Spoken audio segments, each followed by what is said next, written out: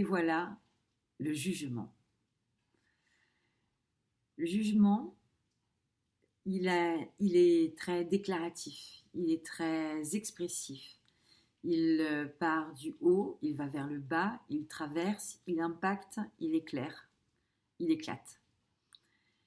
Le jugement, c'est la bulle qui, en explosant, donne une saveur, une couleur, un sens, une idée, vraiment une direction qu'on n'avait pas envisagée.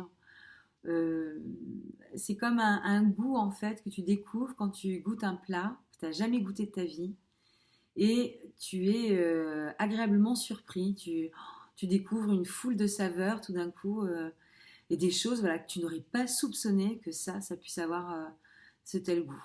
Alors, nécessairement, sur le jugement, il y a des aspects qui sont extrêmement profonds et extrêmement archétypaux, quoi. La carte, dans les symbolismes qu'elle nous propose, on est presque sur les idées de résurrection, quoi, de renaissance à soi. C'est la trompette dans laquelle souffle l'ange. On dit que c'est l'ange, l'archange Gabriel, donc l'archange annonciateur, d'accord. Donc c'est une énergie d'air complètement. Intervient là presque comme un souffle, pour le coup divinisé, à travers l'archétype d'un archange, justement, pour porter une forme de révélation aux personnages qui sont en dessous et qui ressemblent presque.